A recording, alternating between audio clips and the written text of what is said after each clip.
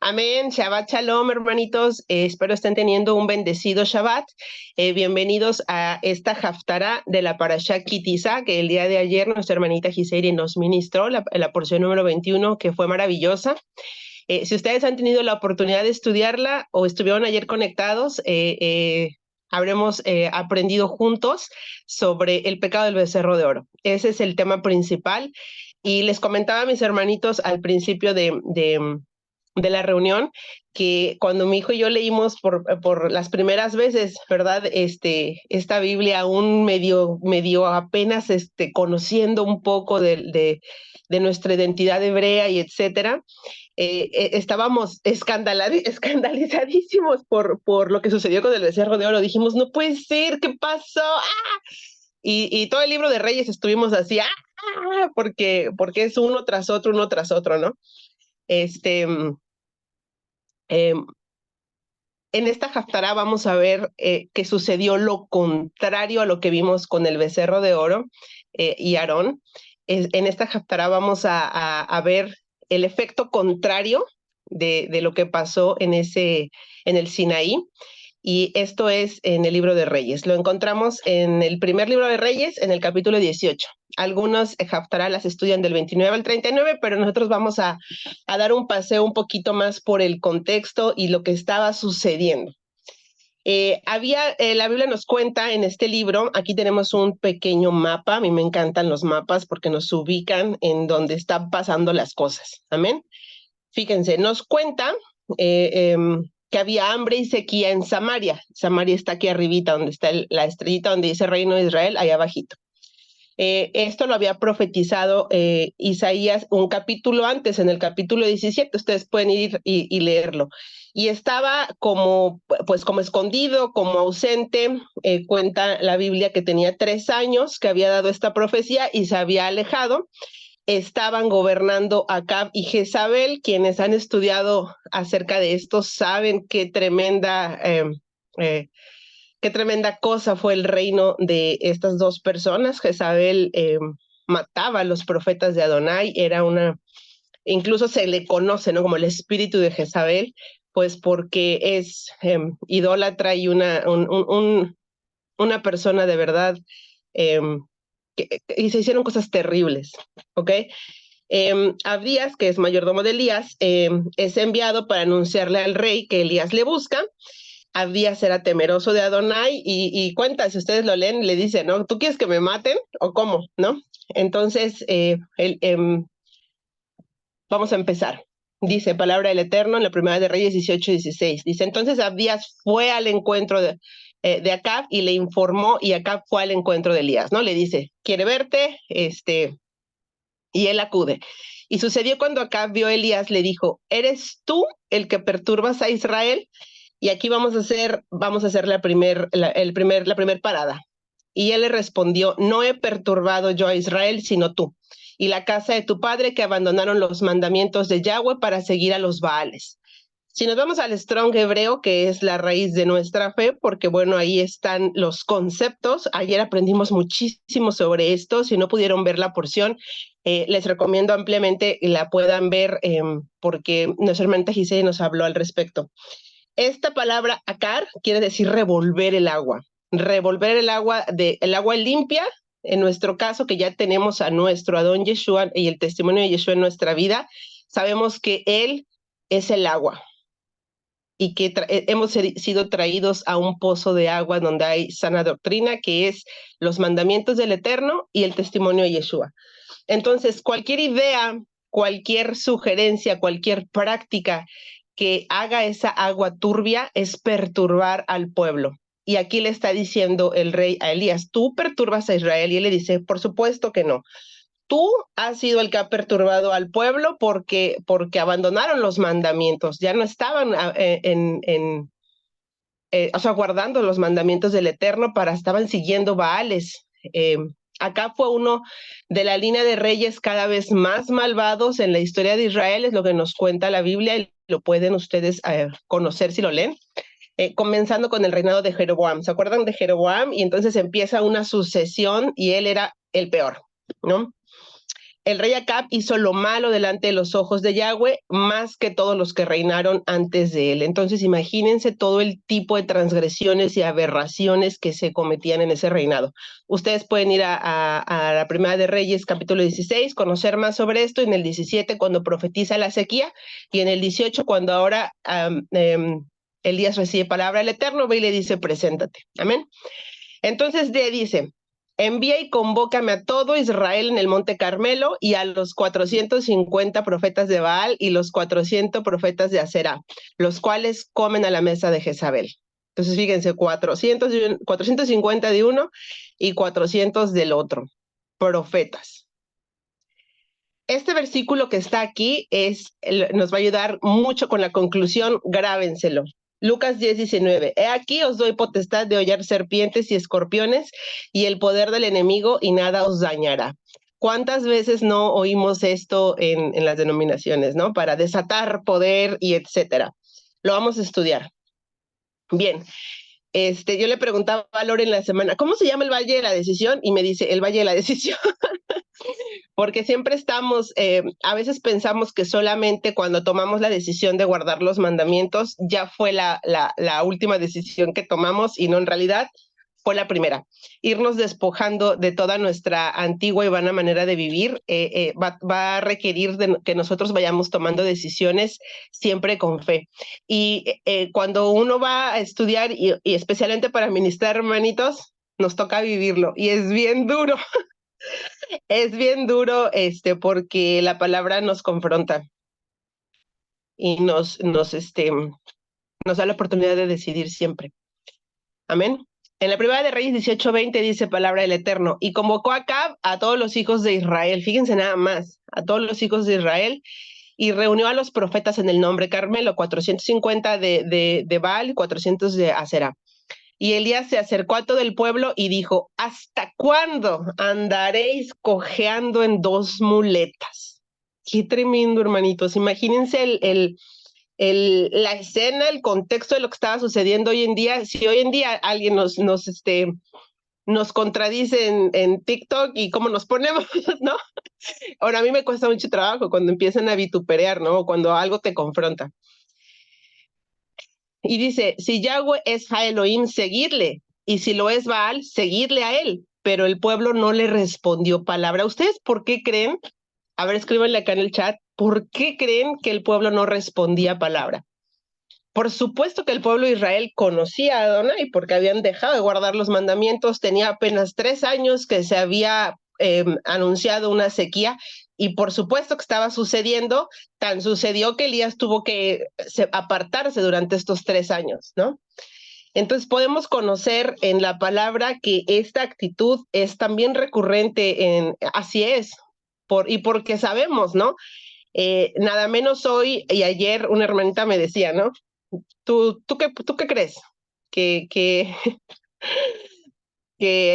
¿cómo me escribió? Que Jeremías no era llorón y que seguramente Moisés era el mejor líder, ¿no? No, cuando te quedas callado es porque, diría mi abuelita, te están pisando un callo, ¿no? Porque sabes que estás fallando. Deuteronomio 11:29, el valle de la decisión, ¿no? Y acontecerá que cuando Yahweh tu Elohim te haya introducido en la tierra a la cual entras para poseerla, pronunciarás la bendición sobre el monte Gerizim y la maldición sobre el monte Ebal.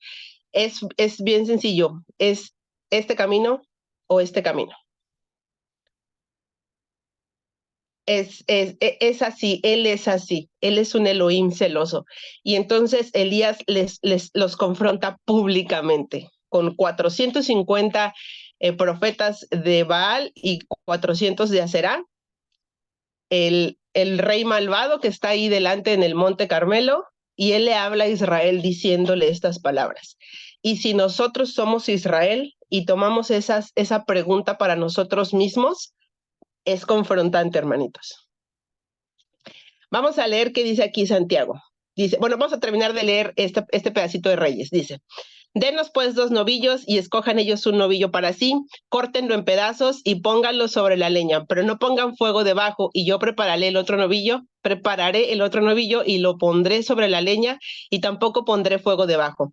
Luego invocad vosotros el nombre de vuestro Dios y yo invocaré el nombre de Yud-Het Vav-Heit, y el Elohim que responda con fuego, ese es Ha Elohim. Y todo el pueblo respondió y dijo, bien dicho. Acá nos deja ver la escritura que como interesante. ¿Ustedes qué creen que pasó por la mente de los profetas de los Baales? ¿Y qué creen que haya pasado por la mente del pueblo de Israel?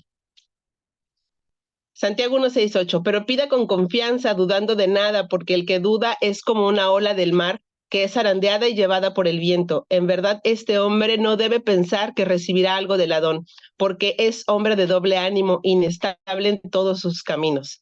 Y así estaba el pueblo.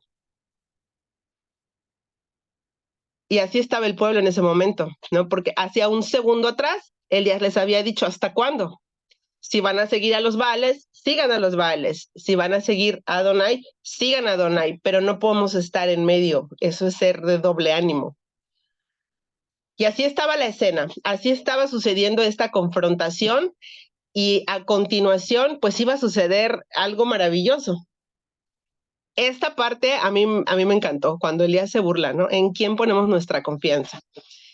Luego Elías dijo a los profetas de Baal, escogeos un novillo para vosotros, preparadlo primero porque sois muchos, e invocad el nombre de vuestro Dios, pero no pongáis fuego debajo. Y tomaron el novillo que se los dio y lo prepararon e invocaron el nombre de Baal desde la mañana hasta el mediodía. Imagínenselos ahí como loquitos. ¿Alguno de ustedes ha visto las procesiones, los que se van hincados toda tal avenida para llegar a su santuario, los que se van, hacen sus mandas que se van lacerando con cuerdas, los que se van en recorridos de días en bicicleta para el santito tal, etcétera, ¿no? Bueno, diciendo, Baal, respóndenos, pero no se oía ni una voz ni una respuesta, mientras brincaban en derredor del altar que habían hecho, y sucedió que al mediodía Elías empezó a burlarse de ellos. ¿Quién aquí le hubiera gustado ser como Elías en ese momento? Ser como Elías, ¿no? Se empezó a burlar de ellos diciendo, gritad más fuerte. Baal es tu Dios, ¿no? Pero quizás esté meditando, quizás fue a hacer sus necesidades, o quizás esté de viaje, o tal vez esté dormido y haya que despertarlo, ¿no? ¿Qué onda? ¿Qué pasó? Pero bueno, estamos hablando de Elías, amén. Y ellos clamaban con fuerza y se sajaban según su costumbre sus cuchillos y lancetas hasta que la sangre brotaba de ellos. Y sucedió que pasado el mediodía entraron en trance hasta la hora de ofrecer el sacrificio de la tarde, pero no hubo voz ni respuesta ni nadie que escuchara. Qué tremendo, hermanitos. Podemos ver eso en nuestros días. Podemos ver eso en nuestros días. Así fue, sí. Y no solamente en las religiones y en las denominaciones, en toda práctica del mundo, lo único que cambia es el color del escenario. Hasta que la sangre brotaba de ellos, entraban en trance. Pueden ver, hay algunas iglesias de X denominaciones en donde el derramamiento del Espíritu Santo, según su engaño, es azotarse en el piso y como si estuvieran poseídos, ¿no? Pero también podemos ver eso en el mundo, en los conciertos, en los raves, en las escuelas, etcétera, ¿no? Esta falta de control y de dominio propio, este desenfreno, este éxtasis por X o Y, lo podemos ver. Y eso proviene de los Baales, como lo podemos aprender aquí, ¿ok? Salmo 115, 4, 8, ellos nada son. Los ídolos de ellos son plata y oro, obra de manos de hombre. Tienen boca y no hablan, tienen ojos y no ven, tienen orejas y no oyen, tienen narices y no huelen, tienen manos y no palpan, tienen pies y no andan, no emiten sonido con su garganta. Semejantes a ellos son los que lo hacen, y cualquiera que confíe en ellos de la misma manera. ¿Cómo podríamos pensar, ¿no? O cómo podrían pensar ellos que tendrían oportunidad delante del Elohim de Israel? No hay manera, no había manera. Bien, vamos a continuar. Ok, promesa, fidelidad e identidad. Esta parte es bella. Aquí es en donde viene el Padre recordando nuestra identidad y conociendo nosotros que aquí estábamos representados. Amén. Primera de Reyes 18:30. Entonces dijo Elías a todo el pueblo, acercaos a mí, y todo el pueblo se acercó a él y reparó el altar de Yahweh que había sido derribado, y Elías tomó 12 piedras conforme al número de las tribus de Israel, de Jacob, de los hijos de Jacob. ¿Recuerdan esa parte? Esa parte la acabamos de estudiar en la parashá pasada, la antepasada, el viernes pasado, en donde, sí, en Betsabé, ¿cierto? En donde cada una de las piedritas que llevaba el pectoral de Aarón representa a cada tribu de los hijos de Israel. Y en esa promesa nos alcanza. Amén. Éxodo 28:29. Y cuando entré en el santuario, Aarón llevaron los nombres de los hijos de Israel en el pectoral del juicio sobre su corazón para memoria delante de Yahweh continuamente. Quiere decir que lo que iba a suceder en ese altar que estaba restaurando Elías iba a ser un juicio, no nada más iba a ser un despliegue de poder visible como tanto nosotros anhelamos poder ver, ¿no? Pero iba a caer un juicio, y ahorita lo vamos a ver. Continuamos leyendo. Al cual fue dada palabra de Yahweh diciendo, Israel será tu nombre. Eso lo podemos ver en Génesis 32 y en Génesis 35 y en diversas citas cuando Jacob le fue cambiado el nombre a Israel. Y con las piedras construyó un altar en el nombre de Yahweh e hizo una zanja alrededor del altar en que cupieran 2 medidas de grano. Preparó luego la leña, cortó el novillo en trozos y lo colocó sobre la leña y dijo, llenad 4 cántaros con agua y derramadla sobre el holocausto y sobre la leña, y agregó, hacedlo por segunda vez, y lo hicieron por segunda vez. Dijo aún, hacedlo por tercera vez, y lo hicieron por tercera vez. Y corrió el agua alrededor del altar, y también la zanja se llenó de agua. Hay algunas interpretaciones que dicen que estos 4 cántaros representan los 4 puntos cardinales, es decir, toda la tierra estaba aquí representada y el juicio caería. ¿Por qué? Porque nuestro Elohim es misericordioso, paciente, bondadoso, pero también es fuego consumidor, y eso se nos olvida, ¿no? Hermanita Edith, fíjese que no voy a poder estar hoy en la reunión, pero para la siguiente sí voy a estar.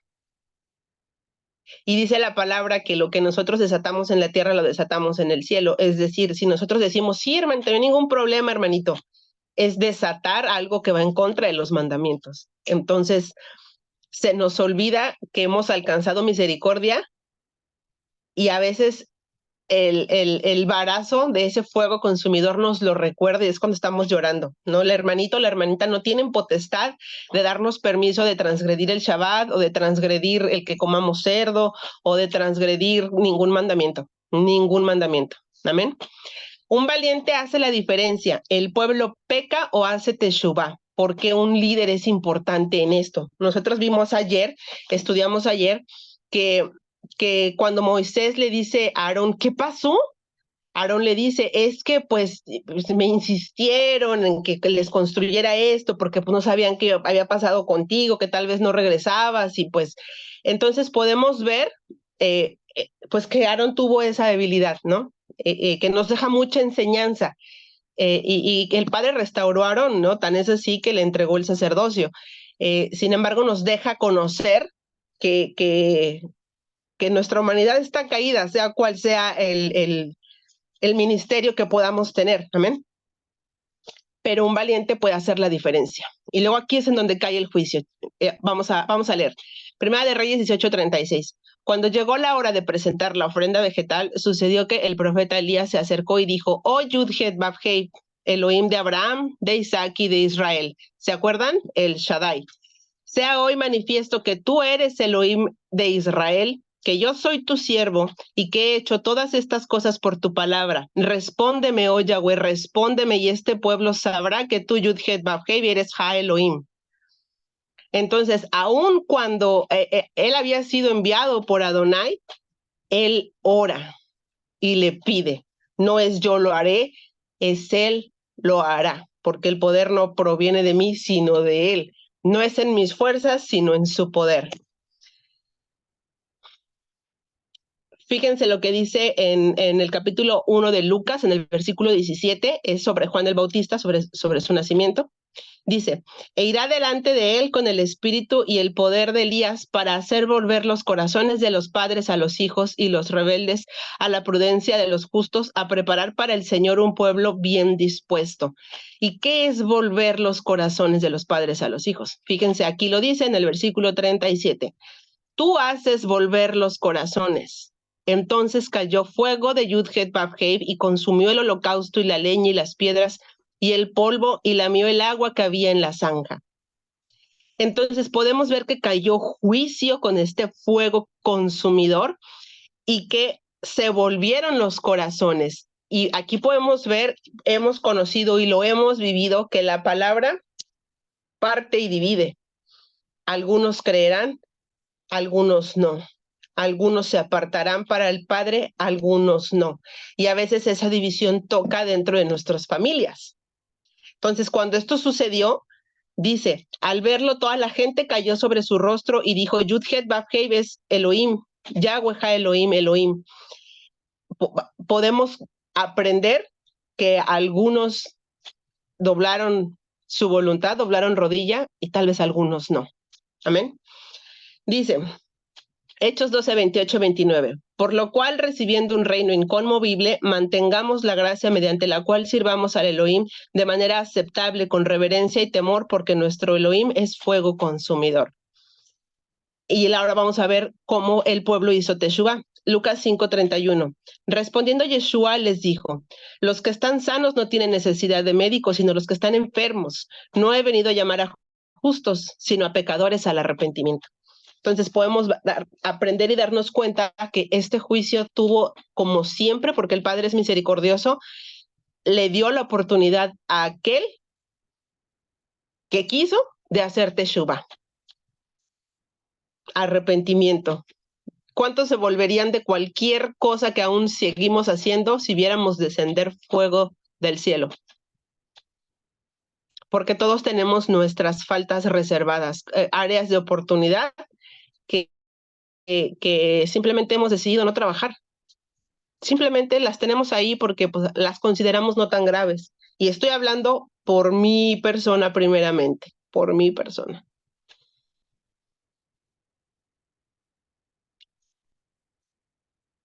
Aquí la conclusión. Y tiene que ver con la levadura, tiene que ver con el corazón. ¿Cuántos aquí no nos hemos ensoberbecido por X o Y circunstancia, razón? ¿Cuántos no hemos pensado que ya estamos del otro lado porque ya guardamos Shabbat o porque ya no comemos cerdo? Y en realidad eso es lo mínimo. Si nos vamos a Hechos 15, podemos ver que es lo mínimo y lo primero que tiene que hacer todo creyente. Y esta es una alerta más de que ya vienen las santas convocaciones y todavía nos falta ponernos a cuenta con lo básico que se menciona en el Concilio de Jerusalén, lo básico, que es guardar Shabbat, apartarnos de comer ahogado, apartarnos de los delitos sexuales. Y me falta uno. ¿Cuál es, Lore? Son 4. Los ahogados, sangre, Ahogado de ídolos. ídolos. Los ídolos, así es. Y ayer la hermanita Giselle nos enseñó cuáles pueden estar siendo nuestros ídolos. Y eso es tremendo.